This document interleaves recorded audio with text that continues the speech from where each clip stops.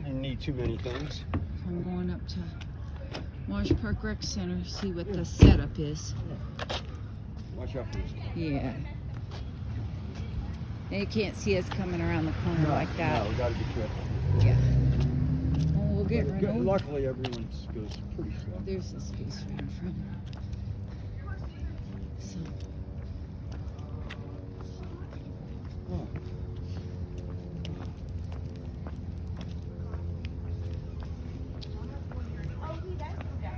See, the barriers are down till Friday. Tomorrow they'll be.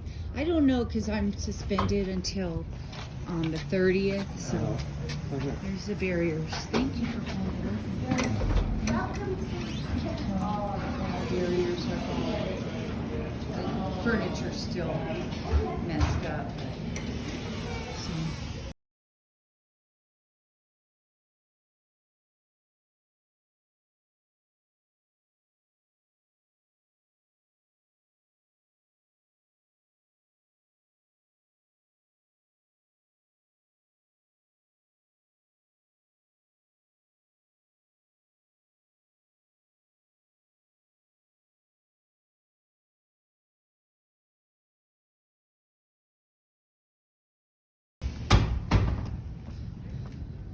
Crazy. So I walked the park and Brian said, I'll hold the door open for you so you don't get arrested for touching it. Isn't he a good friend? All right. Gonna go catch up with my friend Bill. Usually walk with him. So it's real pretty. And over here down the street. This bridge. So there's a bridge here, and it's been out of commission 3 years. They actually removed it. First they barricaded it for like 2 years, and then they removed it. So it was the sidewalk from the lower parking lot to the upper, or the rec center, and along this sidewalk. And it's been out of commission 3 years. And so it forces everyone to walk in the road up to the rec center. And I put it on Nextdoor to email Jolyn and say, can you please fix the pedestrian bridge? It's been 3 years, and a lot of people wrote in that they got injured because they were forced to walk around in the snow and ice. And they usually salt this, plow it and salt it, so it's a safer route. Oh, there's my friend Nancy. And it's a travesty. So they email Jolyn. A lot of people wrote on there. I emailed him, but he says it's not my responsibility. He's the manager, Denver Parks and Recs. He should at least know where to call, or he should know or fund the money for it. And then 2 years ago I asked at the front desk, and they said, oh, it's the Department of Transportation for that bridge. So my friend Dan, he works for the Department of Transportation, and he told me, Lisa, we take care of automobile bridges, not pedestrian bridges. And so they just lie. I mean, Jolyn has to know who to contact to put in a bridge in his park system. I mean, he's just, what does he do? He doesn't do anything. And here's the water. They filled this canal around April 1st. This water comes from Chatfield. The west side, there's a plaque there. It's called Smith Ditch. And it was the water supply for Denver for many years, the early 1900s, open water supply. And then when polio struck, they didn't know, they thought it might be contaminated open water. So they started putting in the water mains, Denver Water, which is one of the most powerful organizations in Denver. they bought up almost all open water in the state of Colorado. Denver did. And they sell water to other municipalities, and they really mark it up, and they don't clean it up. It's bad water. And then I guess the other municipalities have to charge a lot. Like Denver, I mean, you pay a lot in taxes, but your water's relatively cheap, and it's a tiered system. And I can show you my water bill.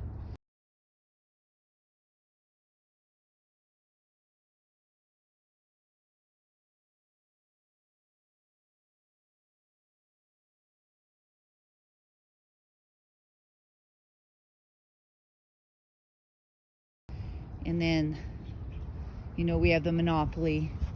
Xcel Energy used to be public service company of Colorado, and I worked for them, and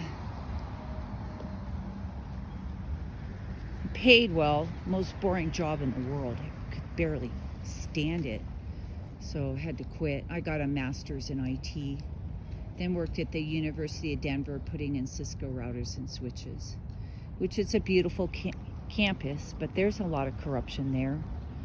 You know, the board of trustees, they were all billionaires, but they're like Sturm, and he ran Stars Network, and or it's C, sorry. And they do a lot of charity work, you know, but, and then Dan Ritchie recently passed. He was our chancellor, took over when the University of Denver was bankrupt. And he took a salary $1 a year, never cashed a check, and he donated his ranch in Fort Collins to bankrupt DU. They sold it immediately, and then his ranch in Santa Barbara, he gave them that as well, and they sold that. They needed the money, and he got all his rich donor friends to join the board, and they pulled DU out of bankruptcy. And I'll have to talk about DU. You know, there's a lot of corruption there, and I was afraid to talk about it for the longest time because they are very powerful in this state and Denver. You know, almost all lawyers attended DU, almost all journalists attended the journalistic school at DU, all the clergy, the Colorado Seminary, which that's what DU started as, and now it's broken off, and it's part of DU, it's on the campus. Iliff School of Theology, and you know, DU's private. I believe there might just be 3 private schools in Colorado. CC, Colorado College, down in Colorado Springs. And they have they work where you study one subject per so many weeks. It's a strange system. Students like it though, so you immerse yourself in one subject and then move on to another, rather than have, you know, 5 classes that you're working on. Oh, there's a ranger. I wish I could have seen who it was. And then and Regis, I think someone told me Regis is private. I know it's Jesuit, but I think they get state money at Regis University. I'll have to look online. And then University of Denver is private. It's $250,000 for a 4-year degree, and that's a lot of money. But they attract a lot of wealthy students. They really advertise in China and the Arab countries. So I think there's probably more foreign students there than American. I'd have to see the stats. And when I started working there, that was in 2000.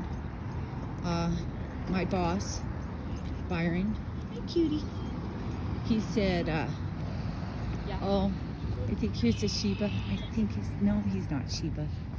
He looked from distance. Byron said that anytime you see a black student, if they're tall, they're from basketball team, because there were no black students there. When I mean, few and minority, very. I mean, I didn't see them. I did see some of the basketball players. I saw one black girl once, noticed her because, you know, there's no people of color there, you know, dark skinned. And then another thing they did was all the custodial workers were Hispanic and minorities. And so they included those people in their minority employment, because everyone pretty much employed there is white and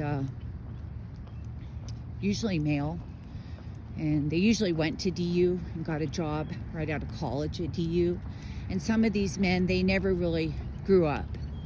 You know, they kind of retained their college persona in the workplace, which was a issue. And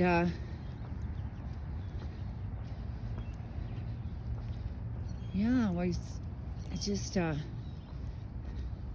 they had the custodial were colored, and then, you know, they were changing everything to save money.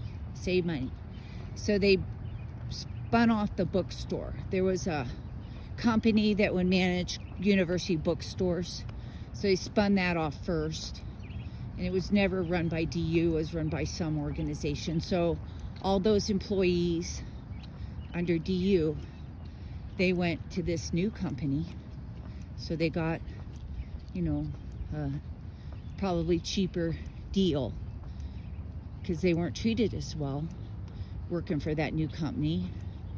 And then what they did with the custodial, there was a company that would take over your custodial, and they spun all those people out.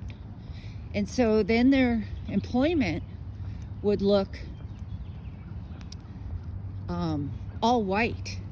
So what they did was they spun those people out, and before they were under the DU, you know, staff plan.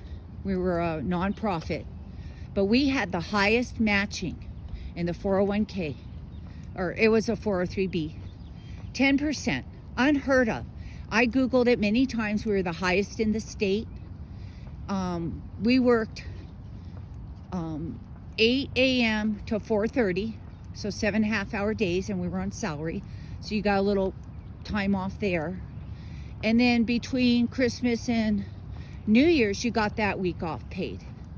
So it was pretty generous. And then they moved all the people of color out to this contract company where their benefits were very, very bad, and healthcare was super expensive. And you know, these people were lower education, lower income, so a lot of them didn't complain. They just went along with it. And DU should have removed those people from the employment role, okay? Because all their diversity was gone. But they said, well, they're still working on campus, so there's their presence, so people can see we do have people of color here. So we want to include them. Even though they were not benefited at all through DU anymore, they still counted them in the diversity personnel count. That, to me, they did so many things that were tricky. And then they'd say, well, we can make the law because we have the law school. But I did hear that at DU, that they can make the law because they have the law school. And that's not the way laws are made. So that was just crazy. And I have to do some videos. It's horrible, the things that they covered up. They covered up murder. Oh yeah, I exposed that. You know, sometimes the heavens put you in a position to expose things. And I didn't talk about it for a long time because I was afraid of DU. I still am, but I mean, what I'm saying is true. And I have firsthand knowledge of this. I reported this to the EEOC, and DU got on the Office of Civil Rights list. There was a list of universities that had misconduct for the Clary Act.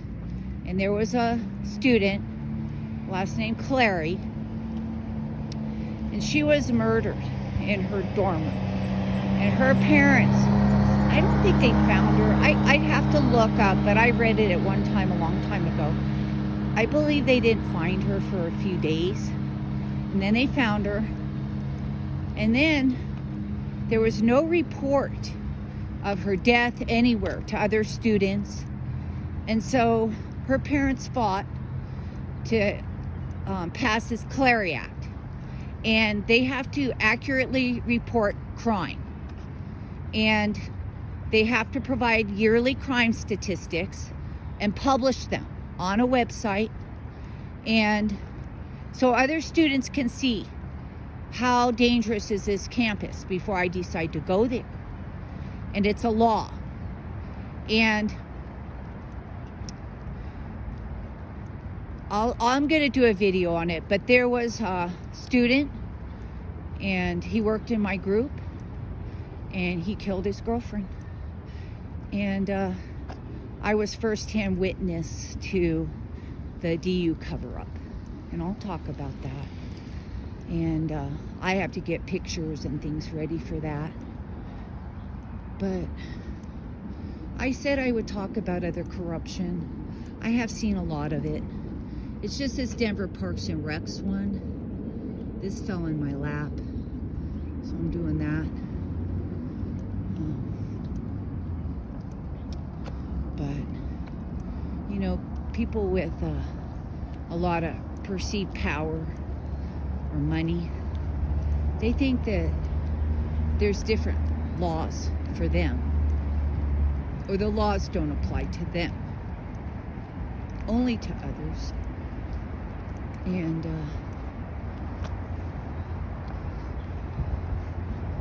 yeah, there's corruption everywhere.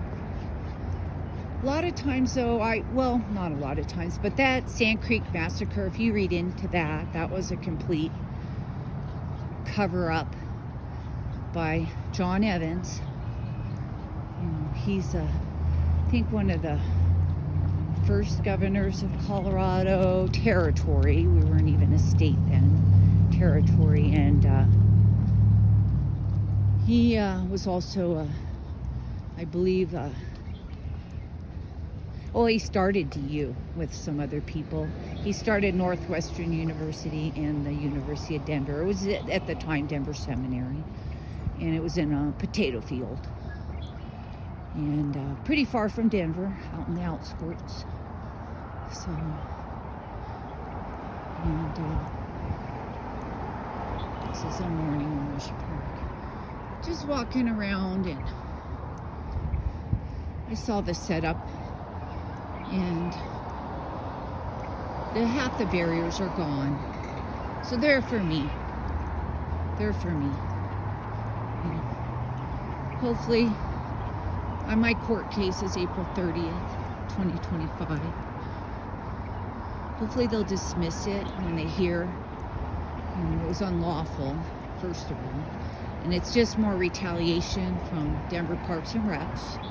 Because they said I could be there, as long as you stand here, but not if you stand there.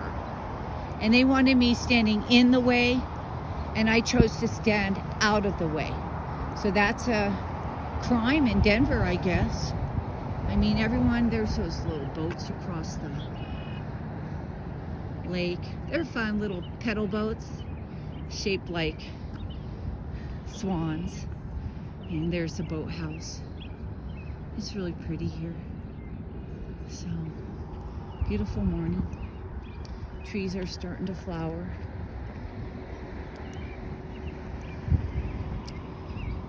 So,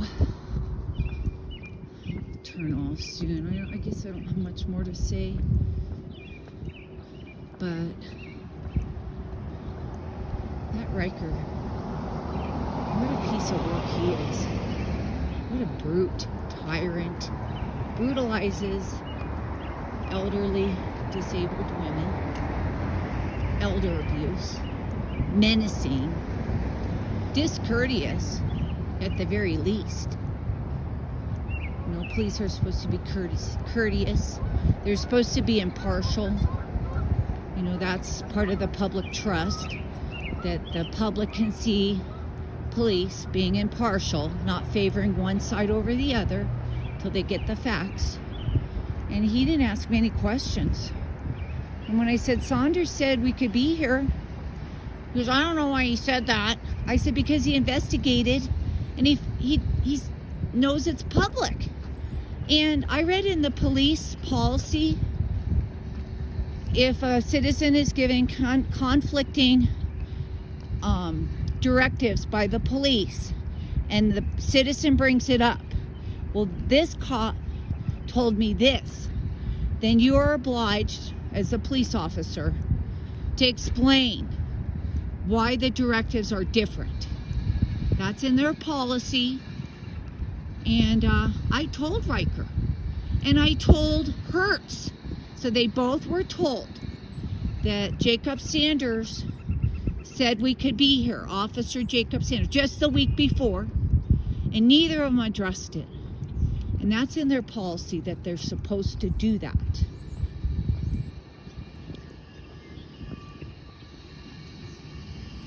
Look at this. It's pretty, huh? Spring is the best. Spring's the best in the park. And then I like fall, and then winter. Summer's just too frickin' hot. But it is really pretty here. These are the gardens on the west side. And there's all volunteers that work on these gardens. Last year, because of the budget cuts, they couldn't plant any annual flowers. They have a lot of perennials in there and grasses.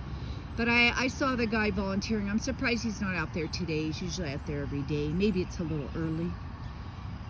But he said, I asked him, are you going to, well, I thanked him first for all his hard work.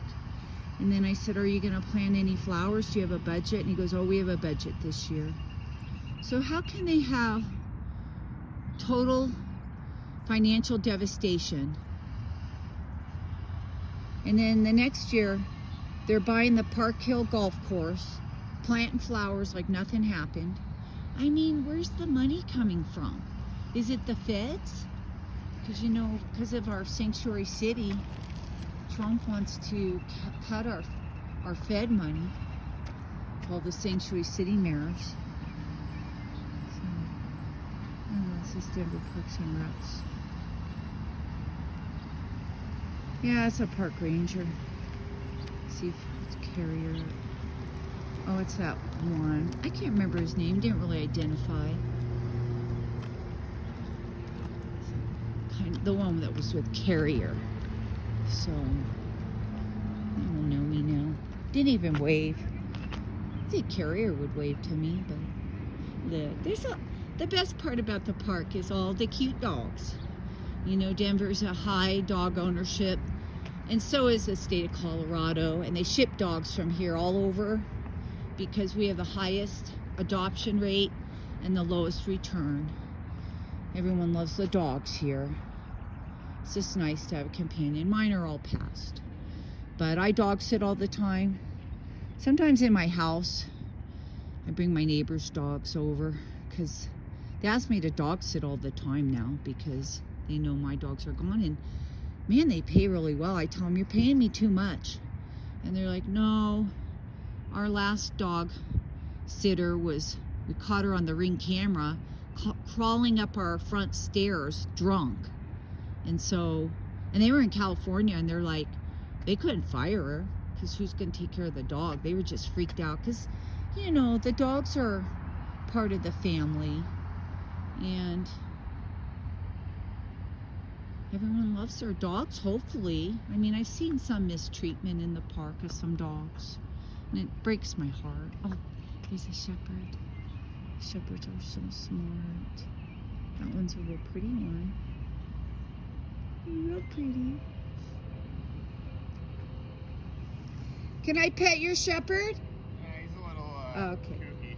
I had one. Yeah. They're so smart. Very Mine was smart. like a person. I didn't think of her as a dog at all. I do have full conversations. I know, and they understand. Yeah, he does. They do. I love them. Aren't they sweet? All right, I'm going to go off, you guys. And there's swan boats. I'll walk over there. They're fun to rent. You know, it's really fun. But, oh, I was going to tell you, so that I see people paddle boarding out here. And then I also see people taking their pets and their children into these canal waters. And, you know, I ain't never even heard of the PRAB, Parks and Recs Advisory Board. Never knew about the meetings until I, you know, started getting attacked by Denver Parks and Recs people and members. But I was listening to the meetings, and I can't stay for the whole meeting, but then you can get a link. And there's a man who presented, and it was a long water study in all the parks, and they said the water in Denver parks is unsafe, and there should be warnings that people shouldn't go in there, that you shouldn't put your pets in there, and you shouldn't let your children go in there. And if you do let your pet go in there, immediately, as soon as you can, you need to wash off that water. And they said no one with an open sore should ever go in that water. And no one should go in barefoot. And I know down at Confluence Park, everyone, you know, their kids go in the water in the summer, their dogs. I mean, there's like a beach there. And I guess that's not Denver Parks and Recs though. But I mean, the water is not clean in the city. And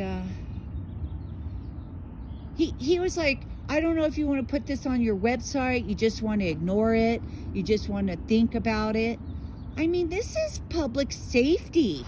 I think they need to put it on, but it's Parks and Recs Advisory Board, and he was telling Jolin, and all they can do is advise.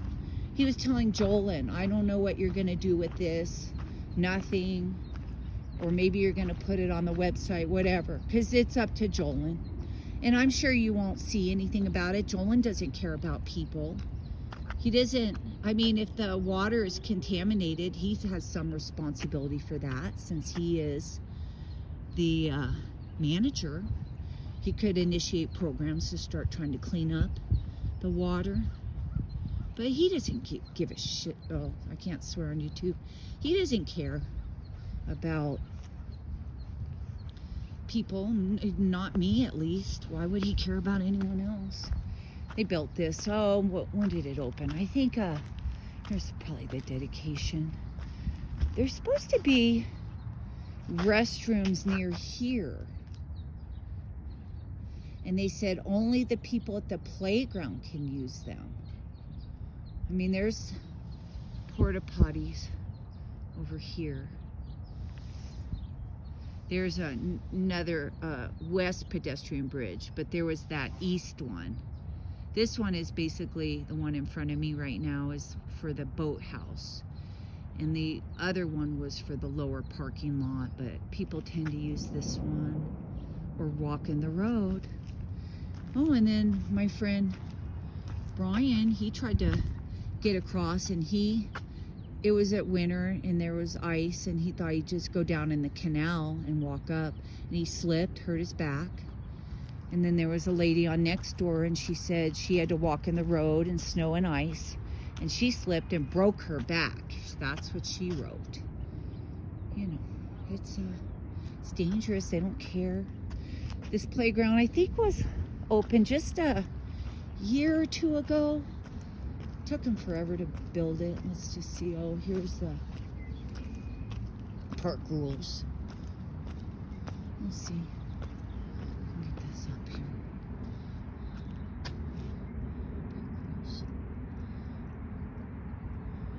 boating without a permit. No swimming is allowed.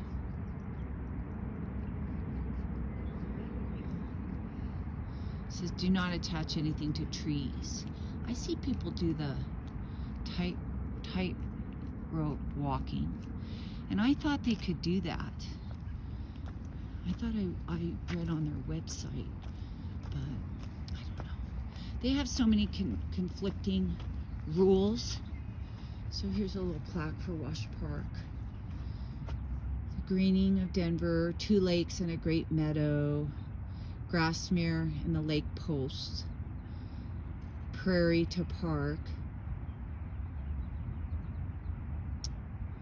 August 7th, 1899, and last August was the 125th anniversary. They had a big celebration and all these old photos up. It was, I think it's the same here. It says, oh no, these are different pictures. Yeah. They used to ice skate on this North Lake. It was a swimming. People used to come here from Denver on their buggies, and it was a day trip, picnic lunch, and you can see an old car here. It's a neat park. So much swimming. Here's their ice skating. They used to ice skate here. They never do that anymore. Here's 1911. Yeah. Pretty, huh? Really pretty park. Oh, there's those guys. I always see them walking. You get to know people if you walk regularly, because there's a group, they always walk regularly, and you always get to know who that is. So I'm gonna go ahead and let you go, and I'm gonna do one more lap. Hopefully hook up with my friend Bill. So, all right, talk to you later.